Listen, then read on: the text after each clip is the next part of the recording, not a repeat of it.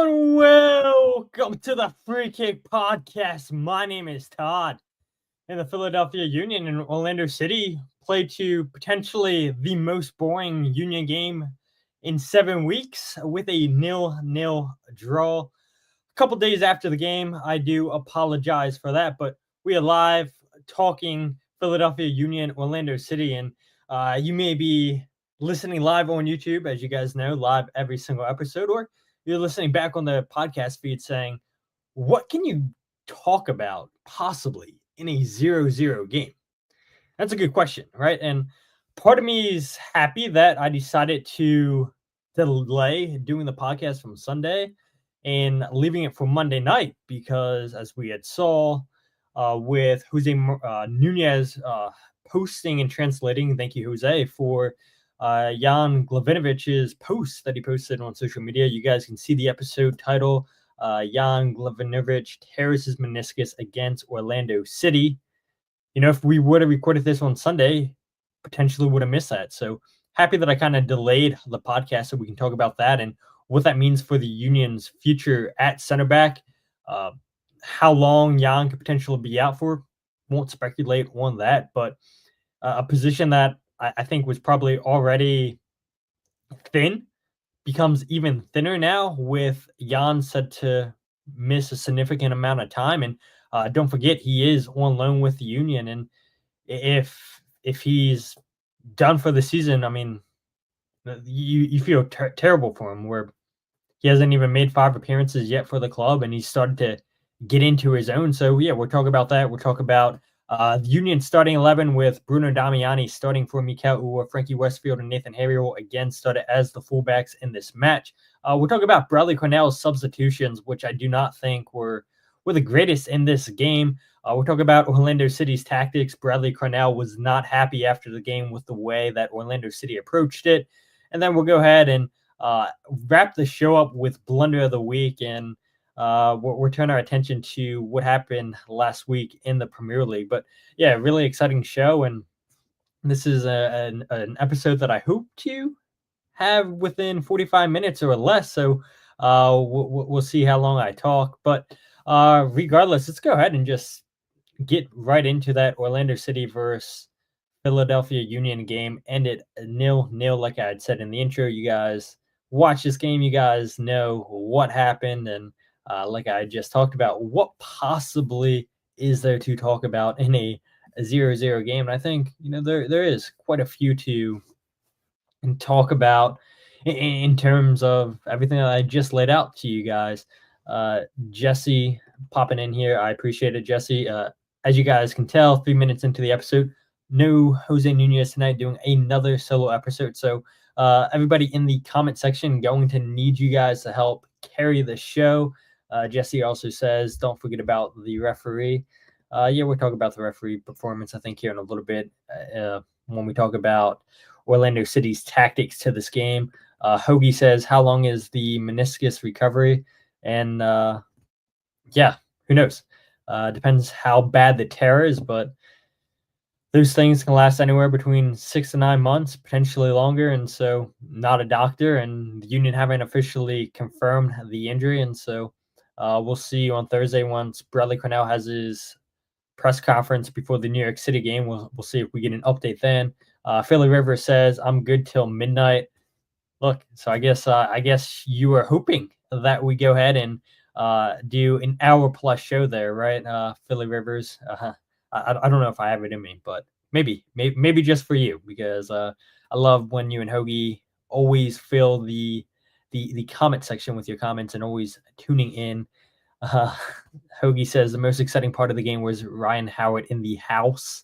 Yes, former Philadelphia Phillies first baseman. And I was actually talking to Kyle Albany in the press box, and I said, man, can you imagine if the DH rule, the universal DH rule that's now in place with baseball, if that was in play when Ryan Howard was playing with the Phillies? Can you imagine how much longer he potentially could have played for the Phillies, could have potentially played in baseball if he could have went full time in the NL playing as a DH and not so much the first base? But yeah, it was cool seeing Ryan Howard there. I think that was his first time banging the drum. First time being introduced at Subaru Park. I don't know. You guys let me know in the comment section. But yeah, this game was interesting because coming into it, you had MLS's two highest scoring teams, with Orlando City scoring 15 goals, Philadelphia Union scoring 13. Orlando City, prior to the first matchup between these guys to start the season, where the Union won that game 4-2, Orlando had went 3-1-1 in their next 5 games, and that included their most recent 2-1 victory over LA Galaxy on the road last weekend, with Orlando scoring 2 goals in the last 14 minutes. And it's interesting too, because the Union, we know they weren't great last year at home at Subaru Park, but yeah, they've struggled against Orlando the last few years at Subaru Park, losing last year 3-2 and then the year prior 2-1. And so it was going to be interesting to see if the Union would finally be able to end that losing streak, and they did with a draw. And instead of, both teams scoring, it just winds up being scoreless, 0-0. And it's so odd when you have the two highest scoring teams coming here and not score a single goal. But that's exactly what we got treated to here on the night. That's pretty much a recap that led into this game. We all know the Union were coming off a 2-1 loss down in Miami. And so, yeah, the Union were trying to get back to winning ways. And unfortunately, that did not happen. But hey, look, they ended the 1-game losing streak. And that leads me to the Union starting 11. Like we all know, Bruno Damiani came in for Mikel Uhre. Frankie Westfield started at right back, Nathan Harriel at left back, which was the opposite of what we saw last week against Inter Miami, with Frankie Westfield playing as the left back in that game, Nathan Harriel playing as the right back. And so on paper, you assume that's exactly what Bradley Carnell was going to go with once again. But it was evident as soon as this game started, you saw them on the opposite sides of the field. And I thought both players played well on the night offensively. The Union didn't get a lot of chances created by either player, and that's a struggle with not having Kai Wagner. I think we all realize that, and we can talk about Kai Wagner here in a little bit. I was on AAT Sports Across the Pitch with Mike, Jose, Kyle after the game, and we had talked about what Kai Wagner means to this Union team, how big of a loss that him not playing these last 2 games has been for the team, where they're not creating as many chances on the left-hand side of the field. Jillian chimes in here, says Ryan Howard destroyed the drum apparently. Now, I think the drum had been broke for a couple weeks now, Jillian, but if we want to give Ryan Howard the credit, yeah, sure, I guess we can go with that. But Jose says, what was the food in the media room? I'm glad you asked, Jose. This was probably my favorite meal that we have had all season, where they served hamburgers, chicken wings, which I've never seen in the media room. Then they had these like potato wedges, and I have no clue what they had them coated in, but they were really, really well. And then, of course, they have their standard chocolate chip cookies for dessert. But yeah, it was pretty good food this weekend. And we'll see what they have in New York City, right, for us, Jose, as we head up there for this weekend's game against New York City at Citi Field. Jarrett says, Rick the Pickle broke the drum. Yeah, somebody did. I don't know who did exactly. But yeah, it's been broken for a couple weeks now. But yeah, that the same lineup minus Bruno Damiani in for Mikel Uhre. You had Frankie Westfield on the right, Nathan Harriel on the left. And speaking of Frankie Westfield, that is now his 6th short-term call-up, which means he has to be added to the Union's roster. The Union have all 20 spots filled on the senior roster spot. So that means that Frankie would have to go to the supplemental roster. For fans who are unaware how MLS roster rules work, I know it's long, it's confusing, it's too many rules to pay attention to, but a club may have no more than 11 players on the supplemental roster. Again, we'll get more information on exactly where Frankie Westfield lines up there once the MLSPA releases the salary guides, I would say at the end of April, the beginning of May. And yeah, I'll be curious to see where Ian Glavinovich is on, Jovan Lukic, all the homegrowns that the Union have signed this year. Neil Pierre is one that's intriguing for me, and especially with Jan potentially out for the season. What does that do for Neil Pierre's roster spot on this team again? We'll probably talk about that later on in the show.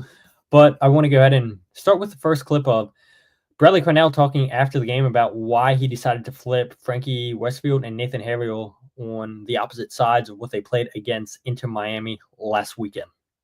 Pasalic is a certain danger, and we've seen his threat. So, and I think to see the progression of the game, to see Angulo get subbed off at halftime, to see Pasalic get subbed off, in the second half, it's testament to Nathan and Frankie's hard work and effort. So we thought through the week that these matchups would be the best of it for Nate to go up against Pasalic, and I think we saw that. For many phases was the right decision. So I'm glad the way they put themselves about, and I'm happy for the back line. We asked a lot of them in the last couple of days in terms of, just connecting and shifting and the way we get on the ball side. And, so really happy with Jan and Jacob's aggression and desire to keep the back line connected. So, I was very happy with the back four today. And Drake comes up with one or two big saves as well. So. Man, so I should probably give myself Blunder of the Week, because I just realized when I started the show, I didn't have my mic connected, so you guys were hearing me talk to my through my MacBook. So now we should be all set. But yeah, you heard Bradley Carnell there speaking on why he decided to start Nathan Harriel and Frankie Westfield in the positions that they played, and he said it there at the beginning that Pasalic is a certain danger. And yeah, the Union saw that threat against Orlando City in the opening weekend with Pasalic scoring 2 goals against the Union. And we saw Angelo get subbed off at halftime. And that's a testament, like Bradley Carnell said, to the hard work of Nathan Harriel and Frankie Westfield. Frankie Westfield going against Angelo, and he only plays 45 minutes against the Union. But looking at Pasalic's numbers, he played 68 minutes, registered 1 shot. Good save there by Andre Blake. We'll talk about that here in a bit. Yeah, he created no chances for Orlando City on the night. Pasalic coming into this game was tied with Martin Ojeda for the most goals scored for Orlando City with 4. Angelo on the opposite side of Pasalic, like Bradley Carnell had said, only played 45 minutes and he got subbed off. He only touched the ball 16 times, didn't create a single chance, a single shot. And again, that's a credit to Frankie Westfield playing so well on the right-hand side of the field. Natural right back, can play left back. We saw him play it all last season with Union 2, played left back against Inter Miami last week. And I do think that Bradley Carnell and his coaching staff got this one right, playing those guys on the opposite sides, where, if you wanted to read in too much there, is that Bradley Carnell saying that Nathan Harriel's the better defender, playing at the left, going against, in my opinion, the better attacker in Pasalic, and, you want your stronger defenders going against him. He didn't say that, but if you wanted to read into it, is that what you can read into it? That's how I chose to read into it, that I do think Nathan Harriel is a little bit more seasoned than Frankie Westfield, and I do think he is the better defender. But I do think for his age, Frankie Westfield's an outstanding defender. I do think he's a good attacker of the ball, and so, again, for both of those guys to shut down 2 promising wingers for Orlando City and to see Angelo get subbed off 45 minutes into this game, Pasalic not even playing the full 90. It's great what we got from those guys defensively, but on the flip side, and I was talking about it a little bit, the Union still don't have the same attack on the left-hand side without Kai Wagner. Yes, Nathan Harriel created 1 chance on the night. He completed his only cross on the night, but it's still not enough. The threat that Kai Wagner brings you on the left side of the field, I'm not sure if he's still the leading assist in MLS. You guys in the comments can let me know, but for longest points, he was the leading assister in MLS through 6 weeks. And let's not forget, did not play against Inter Miami last week. And so that tells you the type of season that Kai Wagner has had to start this season with the Union. He's been great defensively for the Union, but even better, that Kai connection's been outstanding. And some people had argued on across the pitch that maybe that's why we haven't seen Ty Baribo scoring these last couple games, because of Kai Wagner not being in the starting lineup. And I do think that there probably is something to that. Their connection's been so special this season. They combined for, I think, 3 goals, maybe potentially 4 goals this season. I forget how many assists Kai had to tie, but I do think that there is something in that. I do also think that that's part of the reason why we're not seeing Daniel Gaza play as well as he has. I've seen a lot of fans not happy with the performance from Daniel this season. We usually see Quinn Sullivan play on the right side of the field with Daniel on the left, and Daniel's definitely not a winger. And he's more of a central player, and maybe he's being played out of position because of the formation that the Union are playing. And there's so many times where he's wanting to drift inside because he's more used to being a second striker, making those late runs into the box. And asked to be a creator out wide, maybe takes away from what Daniel Gazag's best at doing, and that's attacking space in the midfield. But on the flip side, when Quinn Sullivan was asked to play on the left side of the field, I don't think Quinn was great this game against the Union. And that may be harsh, and I know the fan base loves Quinn Sullivan, but I think he was pretty quiet. And there's so many times where he's too inconsistent. I know he has a lot of assists for the Union, 3 or 4, I believe it is. One of the season, I think it's 4 if you include the secondary assist, 3 actual assists. But there's been moments where Quinn Sullivan's been brilliant. But I also think that there's been moments this season where he slows down the play too much. He tries to beat players on the dribble. He loses the ball too much. At the same time, yeah, you want to see Quinn Sullivan and other players be confident and take players on 1v1. But at the same time, it's a little too slow for him. It's a little too inconsistent out wide for him. And I think this is one of those games where I don't think Quinn was at his best. I don't agree with Bradley Carnell when he brought off Daniel Gazdag for Indiana Vassilev. I think Quinn Sullivan's the player I would have brought off. But I think maybe, just maybe, Carnell left him out there because they weren't getting that many chances created on the left side of the field with Kai Wagner being out. And so you keep Quinn out there, one of your better chance creators. And he doesn't create a lot in this game against Orlando City. And Jarrett says, second in assists with 4, but he hasn't played in 2 games in terms of Kai Wagner. Michael says, dang, I never get notifications for these. Hey, Todd. What's up, Michael? Thanks for joining. He also chimes in and says, Quinn and Bariba were pretty quiet. I was super distracted by the refs' calls, though. And yeah, we will definitely get into that. That's the second comment tonight, Michael, about the referee and his poor performance. But I do think that not having Kai Wagner does affect the way that the Union play the last 2 games.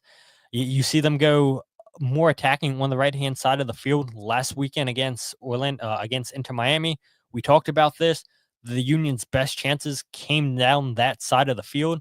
Yes, the Union are attacking down the middle of the field as well. But when you can't attack down the left, and when you're forced to attack primarily just down one touch line, teams are going to go ahead and, overload that side and make sure that you can't get crosses in. You can't beat players on the dribble. And so, yeah, no offense to Nathan Harriel or Frankie Westfield, but neither one of those guys are left backs, and neither one of those guys are Kai Wagner.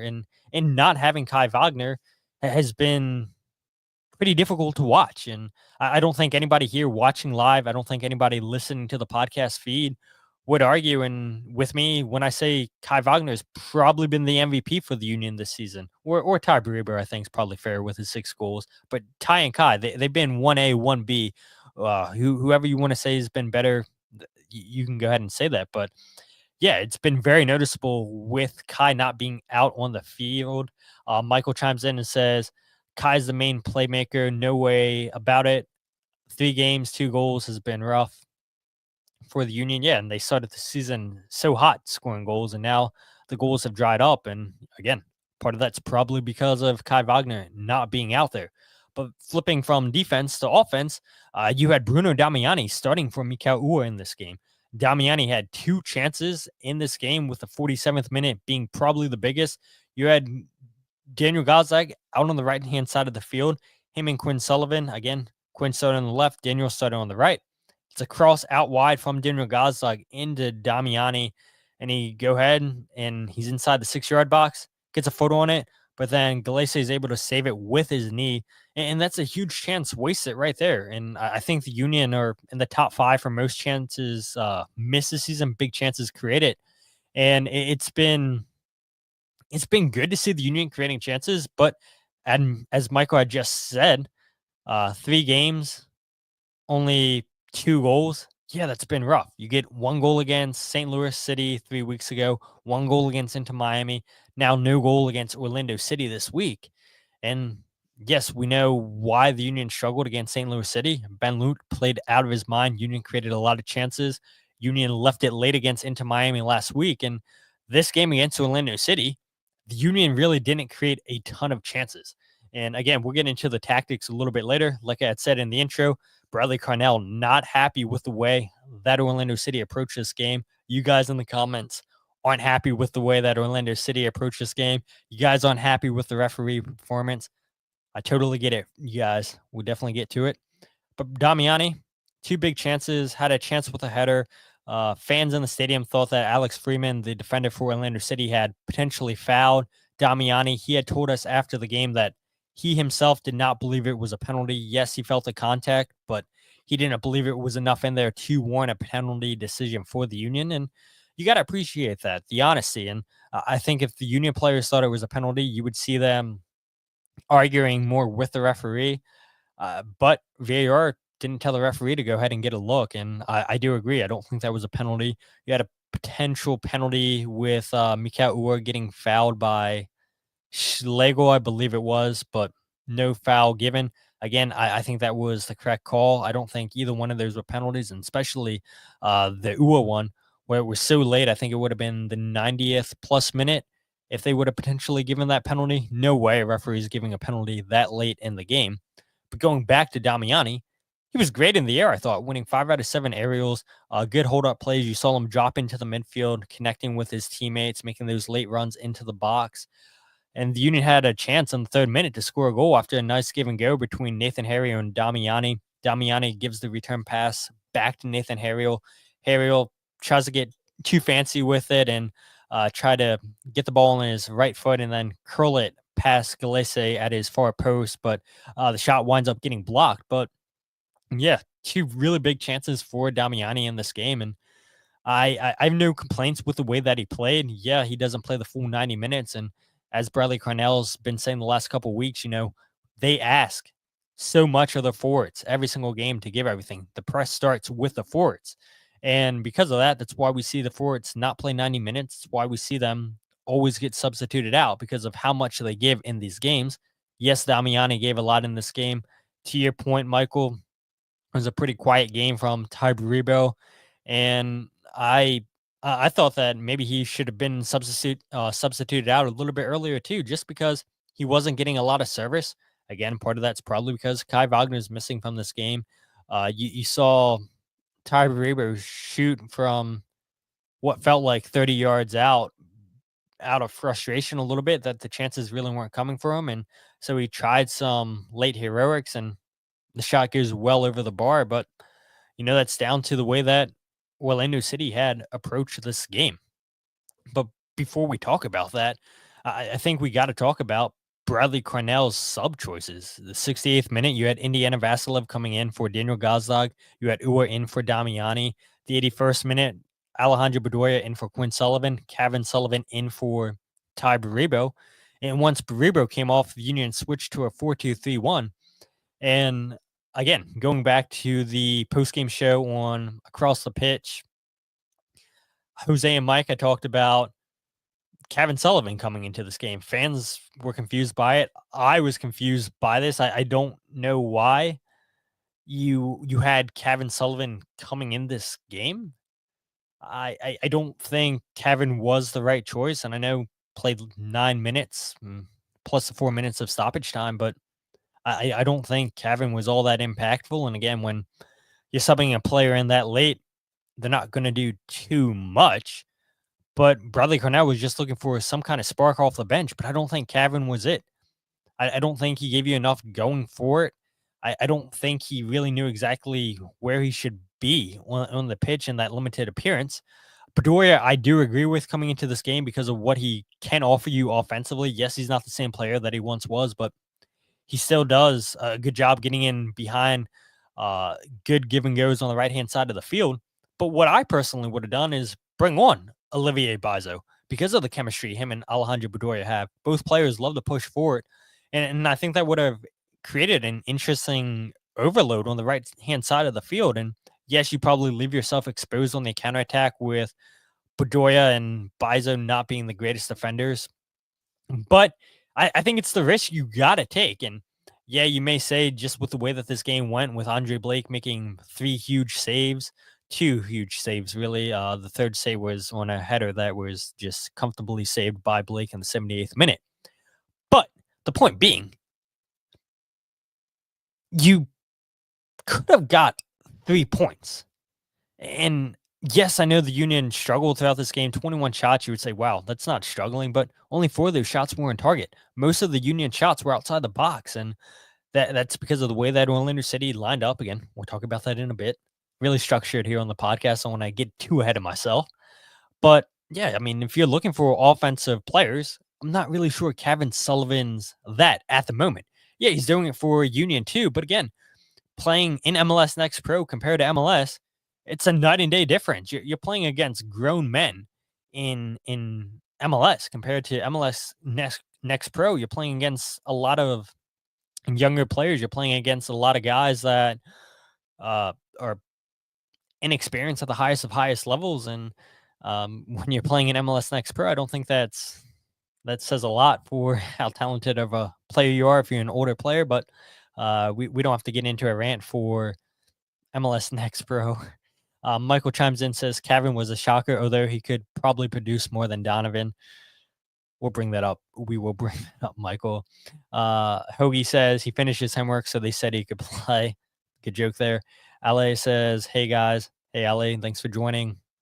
Michael says, yes, was just going to say Bizo would have been a choice for service in the box, and that's exactly why I would have came in.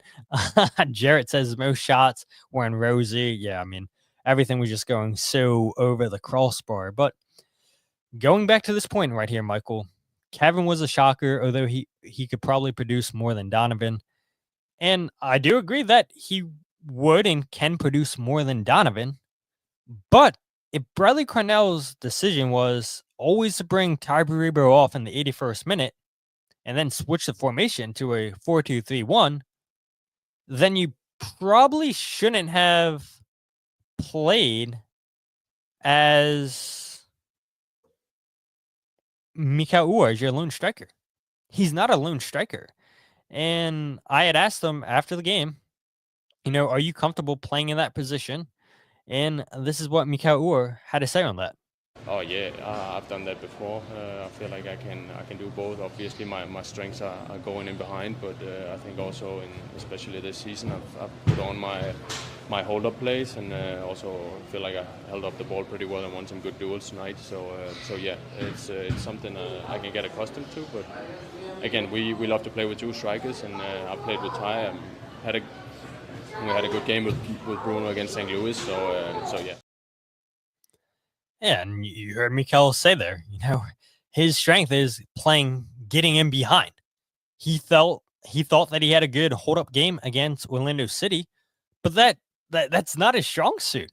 He feels completely wasted out there when you play him as the lone striker, because there were so many times in this game where the Union are playing the ball out into the channel. Mikael's running onto that ball, and that's great and everything, but the problem is now you only have 2 players that are crashing the box.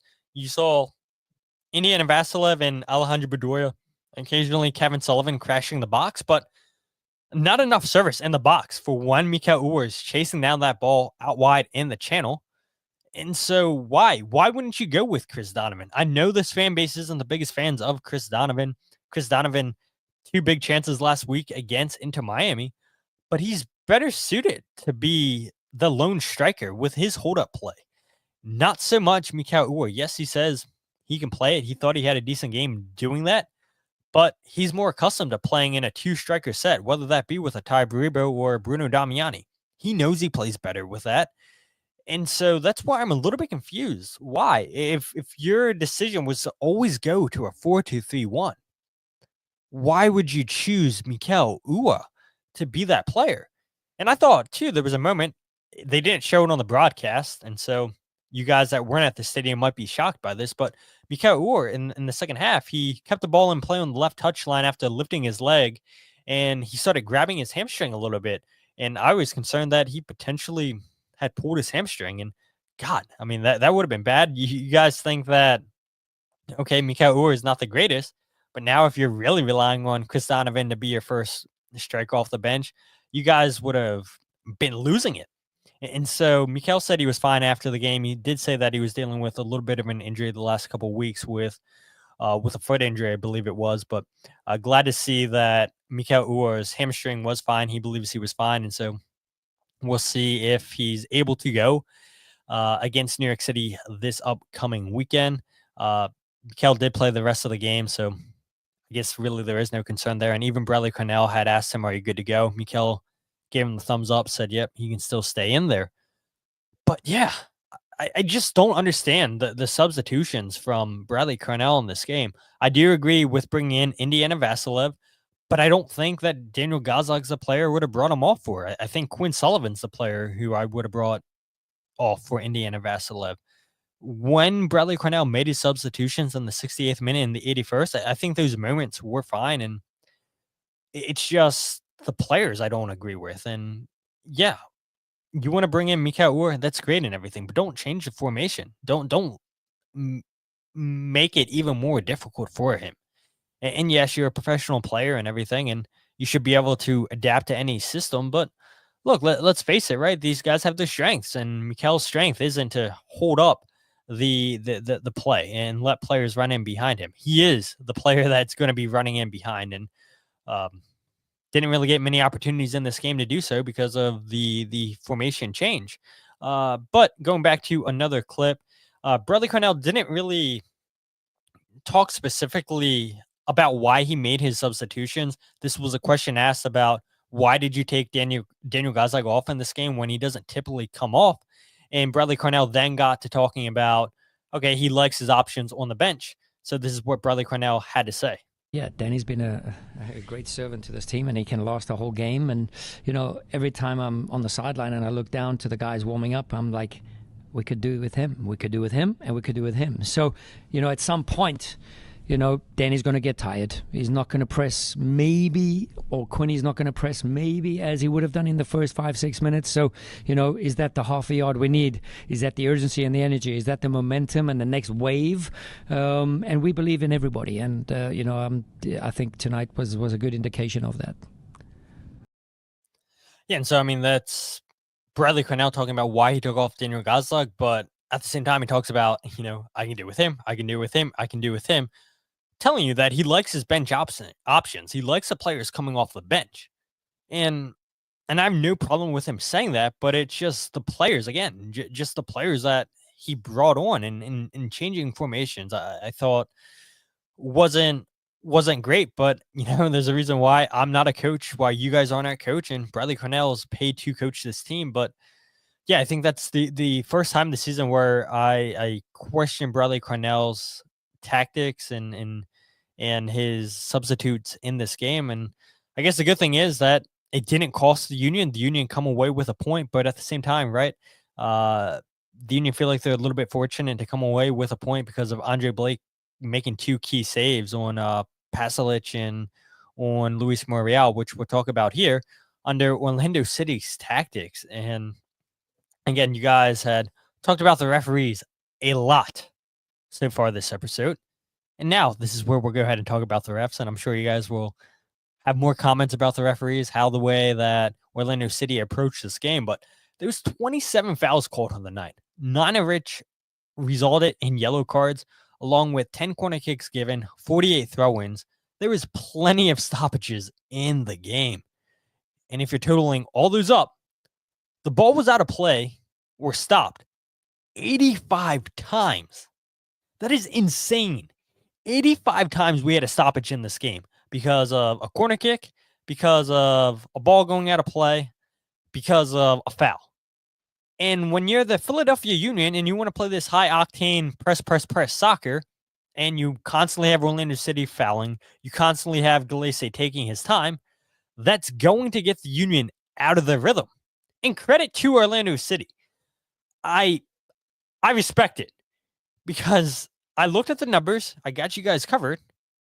Orlando City 17, 11, and 9 in their last 3 seasons on the road. Only 9 losses. They're obviously doing something right. And as cowardly as that sounds, as parking the bus, fouling, and slowing down the play, making it look sloppy, only 9 losses on the road. You have 17 wins. That's super impressive. And credit has to be given to them for knowing how to approach games on the road. It's sloppy, but they know how to get results. And they got a little bit unlucky that the Philadelphia Union have Andre Blake, and he made 2 key saves. Because without Andre Blake, Orlando City's probably coming away with all 3 points because the Union were poor at creating chances and finishing off the rare chances they had on the night. Kyle says, I love the shirt. People who are listening live on the podcast feed. It's my high school, Joppatown Mariners. Shout out Joppatown. LA says 85. Yeah, 85 stoppages in a game is insane. Kyle says it was stop and go all night. Chris says just win, baby. Jarrett says Andre Blake is on a goalie of the year run. Yeah, second clean sheet on the night or in the season for Andre Blake. Union pick up number 3. And okay, if you want to look at positives, the defense seems to have corrected themselves as of late.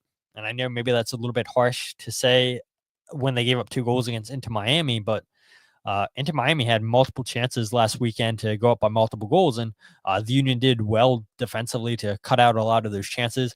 You get a clean sheet against St. Louis City, where it seemed like half of your roster was missing because of the red card that Macania got because of international duty. And now you switch to Orlando City, and the Union don't give up a lot of chances, and part of that's because Orlando City parking the bus and then wanting to hit on the counterattack. But then the chances that Orlando did create, Andre Blake bailed the Union out. Jacob Glesnes, kind of rocky on the night. Once again, there was 2 moments where Jacob Glesnes could have got caught out, and he got bailed out once again by his teammates. Where in the 41st minute, you had Orlando City building out of the back. Luis Muriel flicks the ball into Martin Ojeda. Glesnes misses his tackle on Ojeda. Now Ojeda's in with Pasalic to his right. It's a 2v1 for Orlando City. Nathan Harriel got this one spot on. He does well to slow down Ojeda. Then he quickly switches over to Pasalic. Andre Blake comes up with a big save there. And then in the 70th minute, you had Danley John Jock giving away possession in Orlando City's half. Orlando hits on the counterattack. Ojeda eventually picks up a wide open Luis Muriel to his right. His shot's then saved by Andre Blake. You had Nathan Harriel push so far up on the left side of the field because the Union were trying to attack, and they give away possession poorly, and Nathan's late getting back, and Andre Blake bails the Union out there. And then 78th minute, like I said, Blake makes a save on a Kyle Smith header, I believe it was. But at the same time, Orlando definitely had the more clear-cut chances in this game, despite being outshot 21-6. The Union led on shots on target 4-3. But again, it wasn't good enough for the Union on the night and their limited chances that they had. And you've got to put away some of those chances. Damiani had the biggest, like we had talked about, where it's a knee saved by Galese in the 47th minute. But that's a big part of this game, though. 85 stoppages. And when the ball's constantly out of play, when the referee's constantly blowing his whistle, how can the Union play the high press, hit you on the counter style of soccer? They can when Orlando City is doing everything in their power to slow the game down. And so Bradley Carnell had talked about it in his opening statement, how he was unhappy with how Orlando City had approached this game. And then I had asked Bradley, well, what specifically were you upset about with how Orlando City had approached this game? This is what Carnell had to say. Yeah, when every goal kick takes 3 minutes to get going, and when every foul, has a discussion, and when every ball is not placed at the right moment, so we try and keep the momentum, the aggression, the intensity, and again, our job here is not just to play a soccer game. I think all the fans pay a decent, fair price for the tickets, and the tickets are for entertainment, and we build a game model to entertain the fans, to be successful. To play with urgency and energy. It's just tough doing it alone. So you guys can obviously tell there that Carnell wasn't happy with the way that Orlando City approached the game, saying that only one team showed up to play soccer, and it's tough trying to entertain the fans when only one team's participating in that. And look, he had talked about how long Galese was taking goal kicks, and he finally earned a yellow card late in this game. And I heard you guys in the stadium counting 1, 2, 3, and I think eventually it came up to like 30 seconds. I think it's the loudest you guys counted to before Glace decided to kick the ball. And yeah, the referee definitely could have had to handle one things a little bit better, giving warnings, telling them, hey, look, hurry up, like stop slowing down. And it started pretty much as soon as this game started, where Frankie Westfield had kicked Glace and he acts like he's in so much pain. And you see Frankie Westfield get into it with Robin Janssen.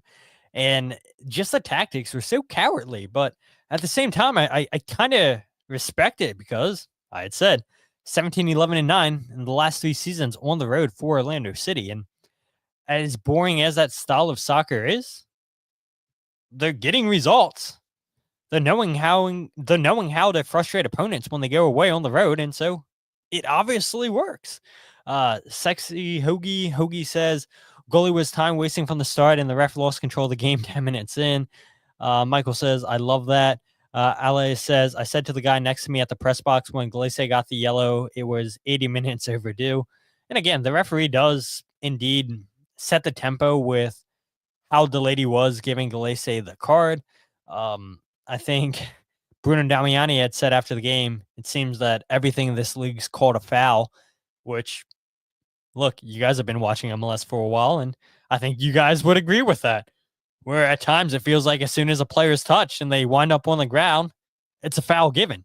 And you guys were booing Orlando City, and I think this was probably the loudest that I heard the stadium this season, just with their discontent with the way that Orlando City were time wasting. And I also think that it's a little bit cowardly just because of the attack that Orlando City possesses. Again, coming into this game, 15 goals scored. But you had Enrique coming off the bench in this match. You had Duncan Maguire coming off the bench in this match. You had Luis Muriel starting. You had Pasalic starting. You had Uhre starting this game. You have Angelo. They have good attackers. And to see a team sit back, park the bus, play hit you on the counterattack style of soccer, when you have all that attacking firepower, it's a little bit hard to watch. And it kind of reminds me of Atletico Madrid, right? Where, look, they're the masters of sitting back and playing hard-nosed defense with Diego Simeone. But it works for them, and evidently it works for Orlando City. And it's just not often that you have a manager calling out Orlando City for the way that they approach games. And Bradley Carnell did not hold his breath and was quite annoyed with how Orlando wanted to play. And it's just unfortunate that this game, you guys are talking about the referee making this game about him. 85 stoppages. I mean, it was annoying. It really was annoying. Just like I said, it was such a boring game, probably the most boring game this season, just with the constant blowing of the whistle. But at the same time, Orlando City does exactly what they needed to do to get a point. And that's why they're always so difficult to play when they're the away team. But as we get ready to wrap up this podcast, I want to go ahead and talk about Ian Glavinovich making a social media post late Sunday night, I believe it was, where credit to Jose Nunez translated this from Jan's native Spanish. Jose translated with a translation saying on Instagram, may seem like a lie, but I tore my meniscus during this play and played for 85 minutes with lots of pain. Now it's time for surgery and to return even better than before. And this is a really, really tough blow for the Union, where Jan was hampered by injuries earlier in preseason. It was a hamstring injury, plays the last 10 minutes or so against Orlando City in the first game, and then the hamstring doesn't get any better, and so he misses a bunch of games. Finally plays a match, he scores a goal against St. Louis City, then starts against Inter Miami, makes his third consecutive start against Orlando City, and then about 7-8 minutes into the game, he tears his meniscus. And I didn't notice anything during the game, but I went back and watched it, and Jose Nunez, I believe, posted the video clip on social media, as did Jan to his Instagram story. But you can see him going clear the ball out of bounds with his right foot, and he just stepped wrong, or he twisted his knee wrong, and you saw him when the camera panned out, grab his right knee, and then a little bit later, maybe 10, 15 seconds after that, he goes back to grabbing his knee. I didn't notice that when the game was going on, but that's a huge blow for the Union, for a player that's so promising. When you get a talented center back like Jan from Newell's in Argentina, where they're willing to send him on loan, that's a big get for the Union. The Union had a $3 million option to buy after the season, but now there's no telling how long Jan's going to be out for. Again, we talked about the Union not confirming that yet. Hopefully on Thursday, we'll get an update from head coach Bradley Carnell how long Jan could potentially be out for. But yeah, there's no telling. There's no telling with this type of injury how long Jan could be out for. But I do fear if Jan's out for the rest of the season that his time with the Union's probably done, and that's so harsh when he's looked promising playing. Scores his first professional goal with the Union, the game-winning goal against St. Louis City. And it seems like he's loving life with the Union. He's loving his teammates. He's loving the support from you guys, the fans. And now, early into the season, 7 games in, tears his meniscus. And so I don't believe that the Union will pick up that $3 million option to buy after the season. It is interesting to note that Glavinovich has his contract expiring in December of 2026, according to Transfer Market. And so I do wonder if the Union don't pick up that option, do they potentially try to renegotiate a new deal for him? Potentially, but I don't think that they'll pick up that $3 million option if he's out for the rest of the season. Just because, I mean, how can you justify playing that much for a center back that's had injury history and he's been injured early and often in his young Union career? And now that gives the Union an interesting decision. The first transfer window, the winter transfer window for MLS doesn't close until April 23rd. Union still have time to potentially make something happen. They still have room on the rosters for a player, but you would have to get that player on a supplemental roster spot if you were to go out to sign a new player. And if Jan is out for the rest of the season, I could see the Union potentially putting him on the season-ending injury list, which would open up an international roster slot, and then it would also open up a senior roster slot. But yeah, it's a shame. It's a shame where the Union center backs are probably their weakest position. Jacob Glesnes definitely isn't at the level that he was at 2022 when he won MLS Defender of the Year. He has moments this season when he looks good, but more often than not, he's caused just some really, really bad blunders and a lot of boneheaded decisions in the back for the Union.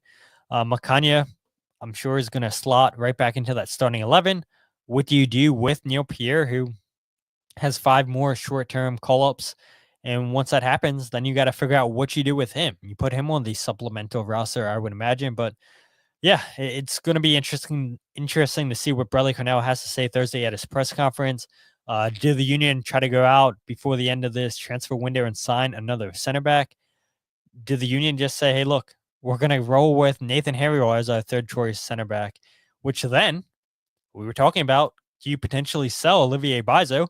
I think his spot's safe now on this roster if you decide to roll with Nathan Harriel as your third center back, because now you're theoretically going to need another fullback, and that's going to be Olivier Bizot. And so it's interesting times ahead for the Union, and that's a horrible injury for Jan. That's a position that you don't want the Union losing any players, but injuries happen, and this team stepped up early, and this team believes in the way that Bradley Carnell wants to play. It's always the next man up mentality, and so we'll see what happens with the Union. Will they go on and get another center back, depending on the severity of the Jan injury? But I do want to go ahead and talk about Blunder of the Week. And so Blunder of the Week was going to go ahead and go to, I forget the guy on ESPN who had said that Shohei Ohtani is the biggest sports figure globally.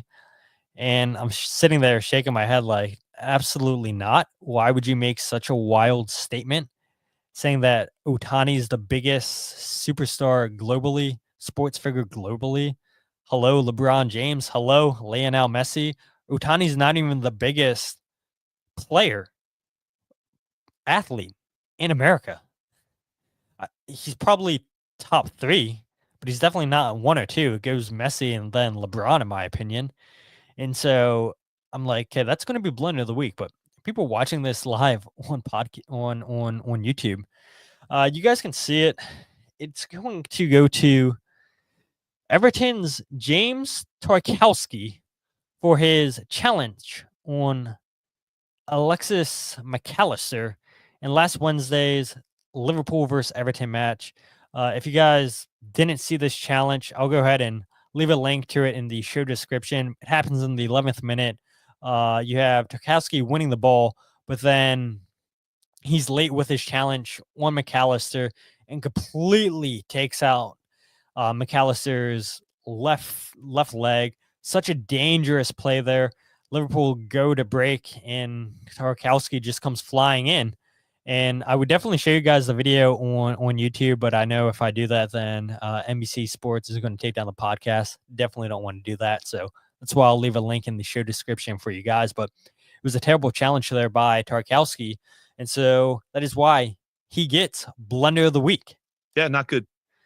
And not to mention, too, doesn't get sent off with a red card, only gets a yellow card, and such a dangerous tackle there. And you had so many people talking about that challenge last week. And fortunately for Liverpool, Mac Allister looked to be okay. Played this weekend for Liverpool, scored a goal in their 3-2 loss to Fulham. Yes, I had to mention that.